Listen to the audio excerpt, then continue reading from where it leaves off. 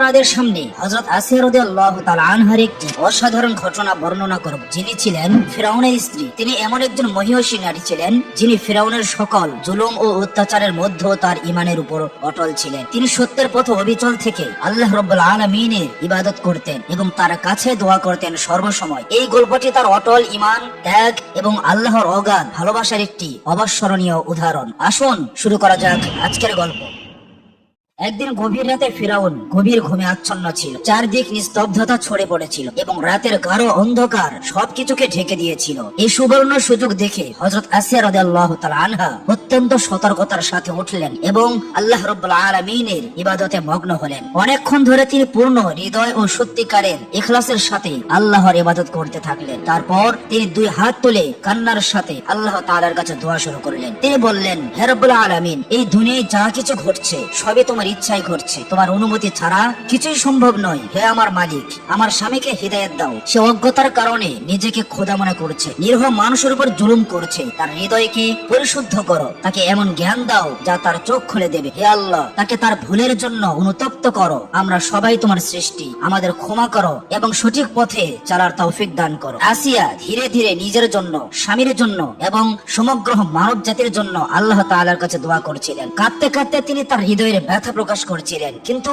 হঠাৎ তার এই কান্নার শব্দ ফিরআউনের কানে পৌঁছে গেল। সে তৎক্ষণাৎ জেগে উঠলো এবং কিছু কথাও শুনে ফেললো। যখন সে দেখলো যে আসিয়া আল্লাহ তাআলার কাছে সাহায্য প্রার্থনা করছে, তখন সে রাগে ফেটে পড়লো। সে গর্জন করে বলল, হে আসিয়া, তুমি এখন সীমা অতিক্রম করেছো। তুমি আমার দেওয়া রুটি খাও, আমার দেওয়া কাপড় পরো, আমার প্রাসাদে থাকো, তবুও আমার ইবাদত ছেড়ে অন্য কাউকে খোদা মানছো। আমি তোমাকে বারবার সতর্ক করেছিলাম, কিন্তু তুমি আমার কথার কোনো মূল্যই দাওনি। বলো কেন এমন করলে? হযরত আসিয়া অত্যন্ত নরম ও ভালোবাসাপূর্ণ কণ্ঠে বললেন, হে আমার স্বামী, আমি তোমার বিশ্বস্ত স্ত্রী। আমার কর্তব্য হলো তোমার সেবা করা এবং সব সময় তোমার কল্যাণ কামনা করা। আমি আল্লাহ তাআলার কাছে দোয়া করি যেন তিনি তোমাকে দুনিয়া ও আখিরাতে নিরাপদ রাখেন। আমি কখনোই তোমার ক্ষতি চাই না। কিন্তু ফিরআউনের রাগ আরো বেড়ে গেল। সে বলল, তোমার এই কথাগুলো শোনার কোনো শখ আমার নেই। আমি তোমার এই আচরণে খুবই ক্ষুব্ধ এবং আর সহ্য করতে পারছি না। এটা আমার শেষ সতর্কবাণী। এরপর যদি আমি তোমার মুখে মুসার খোদার নাম শুনি, তবে পরিণাম খুব ভয়াবহ হবে। হযরত আসিয়া অত্যন্ত শান্তভাবে ও বুদ্ধিমত্তার সাথে বললেন, হে আমার স্বামী, তুমি মিশরের সবচেয়ে বড় বাদশাহ। এখানকার জনগণ তোমার আদেশ মেনে চলে।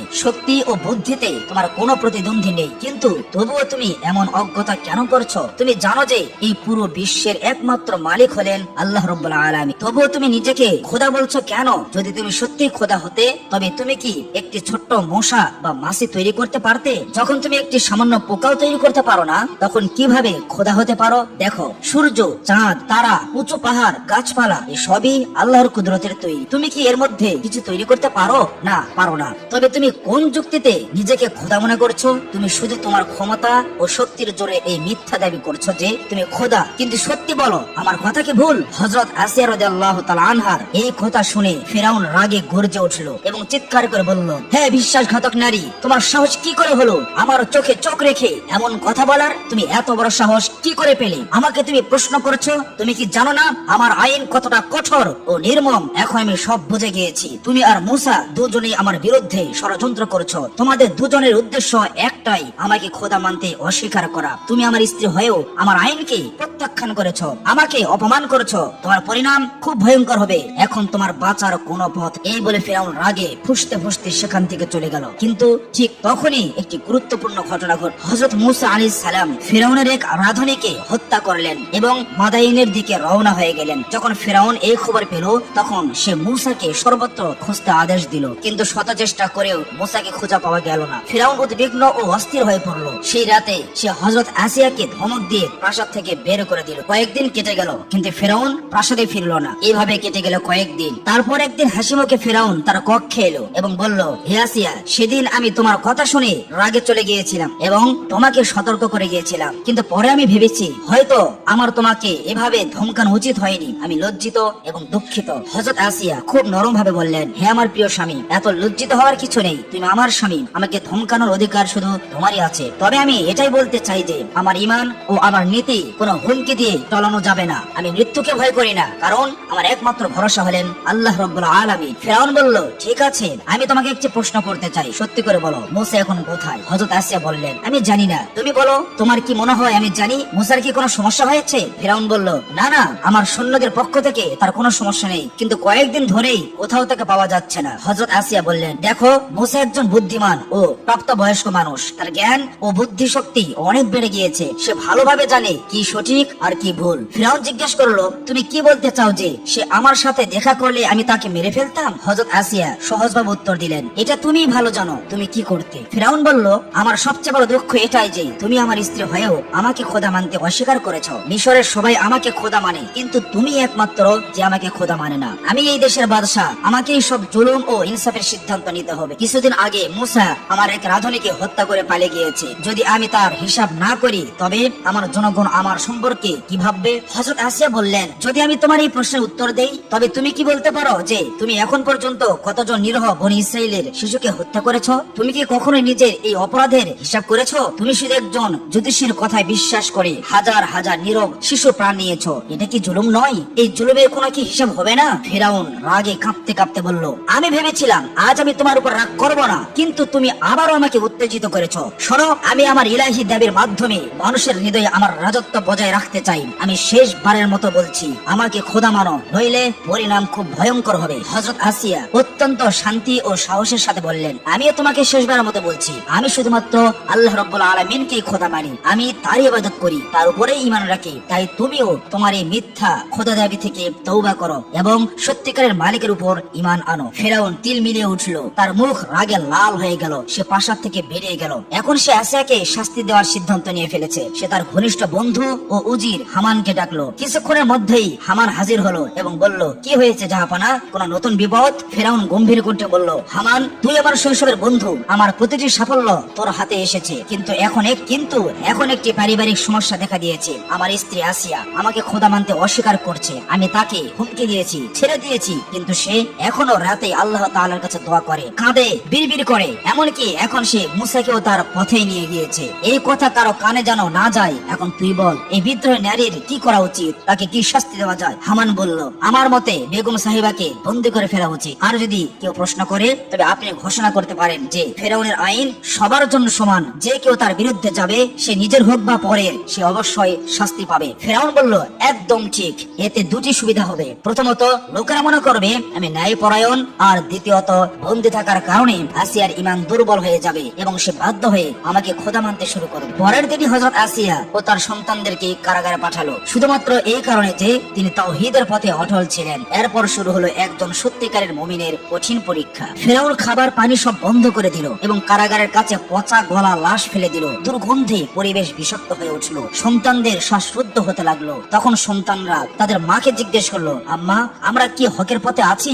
আসিয়া মুস্কি হেসে বললেন, অবশ্যই আমরা হকের পথে আছি বাবারা। আমাদের সব পরিস্থিতিতে ধৈর্য ধরতে হবে, আল্লাহর উপর ভরসা করতে হবে, তিনি অবশ্যই আমাদের সাহায্য করবেন। এটাই ইমানের প্রকৃতি পরীক্ষা, আর জয় ইনশাল্লাহ আমাদেরই হবে। দিন কেটে যেতে লাগলো। একদিন হামান নিজে এলো। সে বলল, বেগম সাহিবা, আপনি শুধু আপনার স্বামীকে খোদা মানলে সব শেষ হয়ে যাবে। এই কষ্ট, এই অপমান সব শেষ হবে নিমিষেই। আপনি আবার রাজপ্রাসাদে ফিরে যাবেন, ঐশ্বর্য, সম্মান সবকিছুই আপনার পদতলিত হবে। ভেবে দেখুন, একদিকে রাজত্ব আর একদিকে এই বিপদ। হযরত আসিয়া শান্তভাবে বললেন, হামান, আমি জানি তুমি আমার স্বামীর বন্ধু, কিন্তু তুমিও সে যে পথে চলছো তা ধ্বংসের পথ। আমি তাই স্পষ্ট দেখতে পাচ্ছি। আজ তুমি আমাকে ভয় দেখাতে এসেছো, মৃত্যুর ভয় দেখাচ্ছ।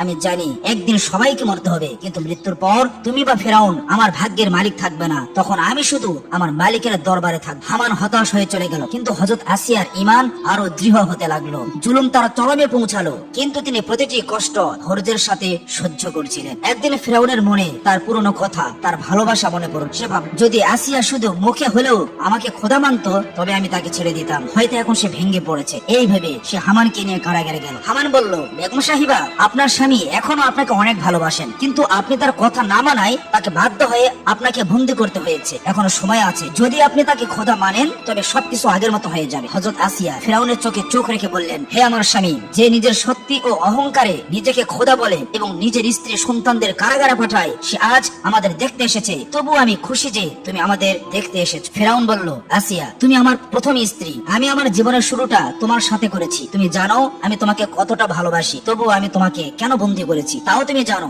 আমার আর কোনো পথ খোলা নেই। আমি তোমাকে শেষবারের মতো বলছি, শুধু মুখে হলেও আমাকে আল্লাহ মানো, আমাকে খোদা মানো, আমি তোমাকে এখনই মুক্তি করে দিই। কিন্তু হযরত আসিয়া রাদিয়াল্লাহু তাআলা আনহা তার ঈমান আরো দৃঢ় হয়েছিল। তিনি নির্ভয়ে বললেন, দেখো তুমি ফিরাউন হতে পারো কিন্তু আল্লাহ হতে পারো না। তুমি সাধারণ মানুষের মতো একজন সৃষ্টি, তোমারও মা বাবা আছে, তুমিও ক্ষুধার্ত হও, তুমিও ঘুমাও। কিছু মূর্খ লোক তোমাকে আল্লাহ বলতে পারে কিন্তু আমি কখনোই তোমাকে খোদা মানতে পারি না। এমনকি আমার প্রাণ গেলেও আমি এই মিথ্যা কথা বলবো না। আমি আবারও বলছি, তোমার এই মিথ্যা দাবি ছেড়ে দাও। এবার সত্যিকারের হৃদয় থেকে লা ইলাহা ইল্লাল্লাহ বলো। আমি খুশি মনে তোমাকে বরণ করব, কিন্তু যদি তুমি তা না করো তবে মনে রেখো আখিরাতে তোমার উপর কঠিন শাস্তি হবে। এই কথা শুনে ফিরআউনের মুখ রাগে লাল হয়ে গেল। সে চিৎকার করে বলল, হামান এখন আরো বাড়াবের হয়েছে। এটাই আমাদের শেষ চেষ্টা ছিল।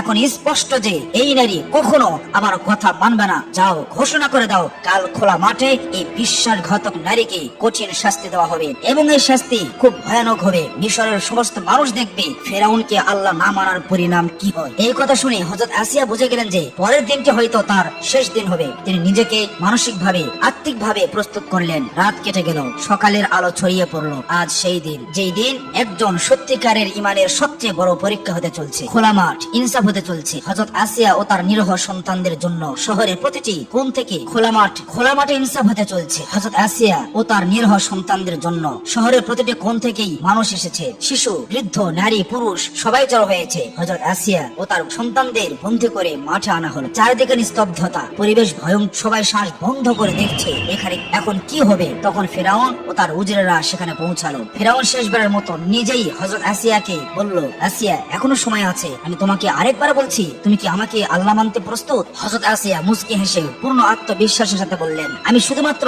আল্লাহ রাব্বুল আলামিনের উপর ঈমান রাখি, আর আমিও তোমাকে শেষবারের মতো বলছি, তুমিও আমার মালিককে তোমার মালিক হিসেবে গ্রহণ করো। ফিরআউন গর্জে উঠল, আসিয়া তুমি কি জানো কার সামনে এই কথা বলছো? আমি কে তা কি তুমি বোঝো? আসিয়া আবার মুস্কি হেসে বললেন, হ্যাঁ খুব ভালো করেই জানি, তুমি আর আমি দুজনেই আল্লাহর সৃষ্টি। ফিরআউন আবার বলল, তোমার এখনো সময় আছে, যদি তুমি আমাকে খোদা মানো আমি তোমাকে ছেড়ে দেব, নইলে তোমার মৃত্যু নিশ্চিত। হযরত আসিয়া শান্তভাবে বললেন, আমি তোমার কাছে আমার প্রাণের ভিক্ষা চাই না, বরং আমি তো কবে থেকেই আমার মালিকের দরবারে যাওয়ার জন্য উদ্বেগ হয়ে গিয়েছি। এই কথা শুনে ফিরআউনের রাগ আকাশ ছুঁয়ে গেল। সে তার সৈন্যকে আদেশ দিল, এই নফরমান নারীকে তাড়াতাড়ি হত্যা করো এবং তার দেহ বন জন্তুদের হাতে ছেড়ে দাও। হযরত আসিয়া তার মুখ আকাশের দিকে তুললেন এবং বললেন, হে আমার আল্লাহ, আমাকে তোমার কাছ থেকে জান্নাতের একটি ঘর দেখাও, আমাকে সাহায্য করো এবং এই জালিমের হাত থেকে আমাকে রক্ষা করো। ফিরআউন তার সৈন্যদের আদেশ দিলেন, তেল গরম করো, একটি বড় কড়াই আনো এবং তাতে ফুটন্ত তেল তৈরি করো। সৈন্যরা একটি বিশাল কড়াই এনে তাতে আগুন জ্বালালো। কিছুক্ষণের মধ্যেই তেল ফুটতে শুরু করলো, বাষ্প উঠছিল, জ্বলন্ত গরম অনুভূত হচ্ছিল, লোকজন কাঁপতে লাগলো। কিন্তু এই দৃশ্য দেখে হযরত আসিয়ার মুখ আরো উজ্জ্বল হয়ে উঠলো। তার নিরহ সন্তান ভয় পেতে শুরু করলো। তারা কাঁপা কণ্ঠে তাদের মাকে জিজ্ঞেস করলো, আম্মা,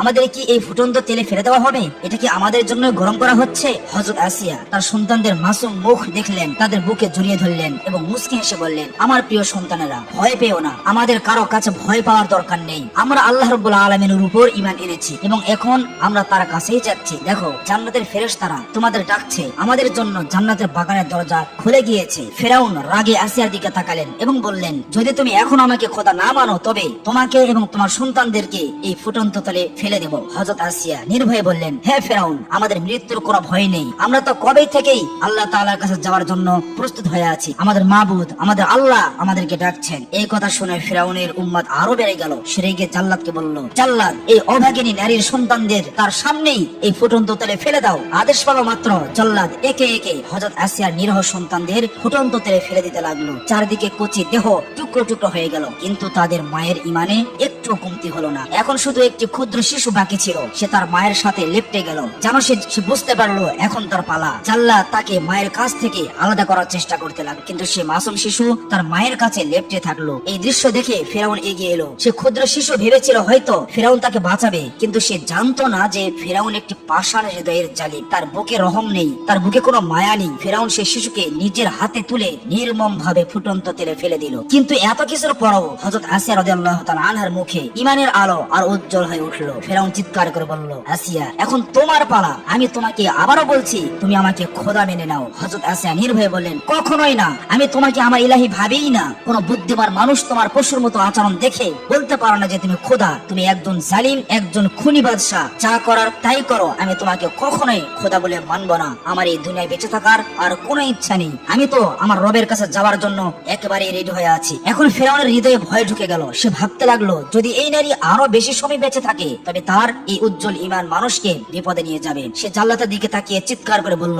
জাল্লাত, দুনিয়াকে দেখিয়ে দাও ফেরাউন তার আইনের ব্যাপারে কতটা কঠোর ও নির্মম। মানুষ জানুক আমি আমার স্ত্রীকেও আইনের সামনে ছাড় দেই না। আর দেরি করো না, আসিয়াকে শাস্তি দাও। জাল্লাত এগিয়ে এলো। হযরত আসিয়ার বুক, পাঁজর, হাত, পা এবং কপালে গরম লোহার শিক লাগিয়ে দিল। দেহ জ্বলতে লাগলো, ব্যথার সীমা অতিক্রম হয়ে গেল। কিন্তু এই কষ্টের মধ্যে হযরত আসিয়ার জিহ্বা ছিল শুধু একটি দোয়া, হে আমার রব, হে আমার মালিক, আমার পরওয়ারদিগার, আমাকে এই জালিম ফিরাউনের হাত থেকে মুক্তি দাও এবং আমার জন্য জান্নাতে একটি ঘর তৈরি করো। এই কথা শুনে ফিরাউন অহংকার করে বলল, এখন বলো আমি বড় না আল্লাহ বড়? হযরত আসিয়া নির্ভয়ে বললেন, আমার আল্লাহ সবচেয়ে বড়। এই পুরো দুনিয়ার একমাত্র সত্যিকার মালিক হলেন আল্লাহ তাআলা। অবশেষে ফিরাউন তার চূড়ান্ত আদেশ দিল, এই বিদ্রোহ নারীকে ফুটন্ত তেলে ফেলে দাও। জাল্লাদ হযরত আসিয়া রাদিয়াল্লাহু তাআলা আনহাকে ফুটন্ত তেলে ফেলে দিল। তার দেহ যখনই ফুটন্ত তেলে পড়লো, সাথে সাথে তার রূহ এই ফানি দুনিয়া থেকে মুক্ত হয়ে আল্লাহ রাব্বুল আলামিনের মেহমান হয়ে গেল।